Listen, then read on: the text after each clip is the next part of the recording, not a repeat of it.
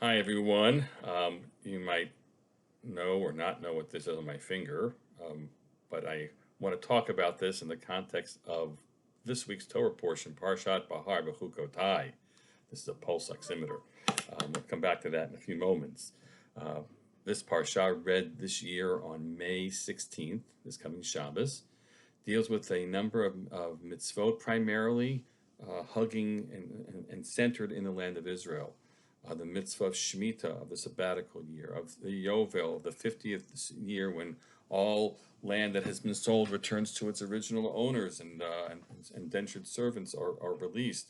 And then the discussion about how that might come to be that a person would become an indentured servant or sell his land, primarily because he's destitute.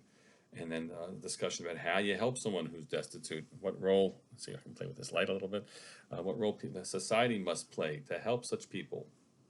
And eventually, the Torah focuses and shifts into Bechukotai, God's discussion of the rewards for observing and respecting the land of Israel in these mitzvot, and the penalty and punishment that will befall the nation if we would fail to do so, and more broadly, fail to keep God's commandments.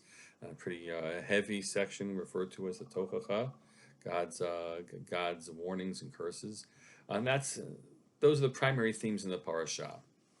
So where does the pulse oximeter come in? That comes in this pasuk. It's the beginning of it's pasuk Perek Chaf Hey pasuk Yudalad V'chitim keru mimkar la'amitecha. If you sell anything to your fellow Jew, o kono miyad amitecha, or you acquire something from him, al tonu ishet achiv. Al tonu ishet achiv. You may not engage in what's defined as price gouging.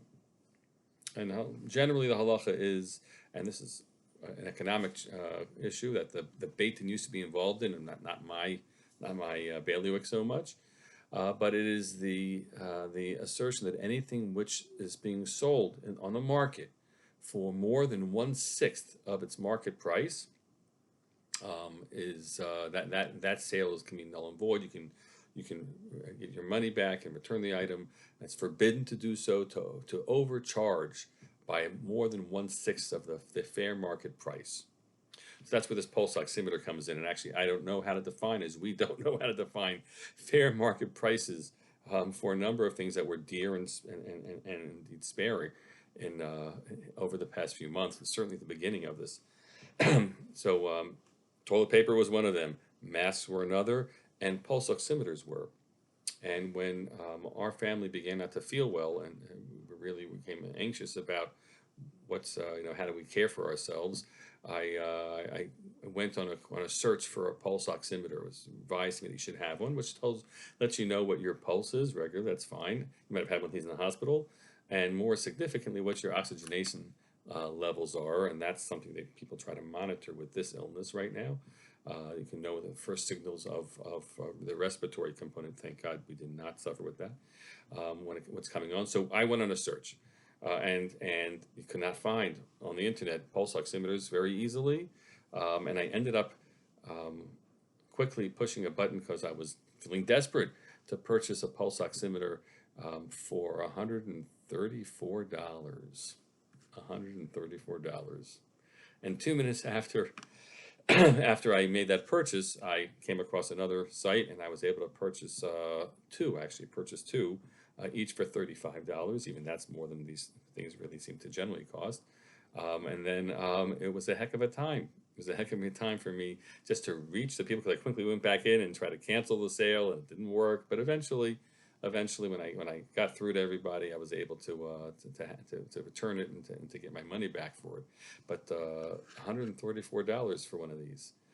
Because the market, you might say, well, that's how it works. The market can bear it, and that's the price, the value, but somehow you got to say, what's going on here? Look at the pasuk, al tonu ishet achiv. You're not allowed to do that to one another. Take advantage often of people's special needs at a given moment, and to ask of them prices which are sky high for something that shouldn't be that way. Look, this is a time when people make a decision, make a simple decision. Or am I going to take advantage of other people, or am I going to be looking for ways in which I can be out there helping somebody else, right?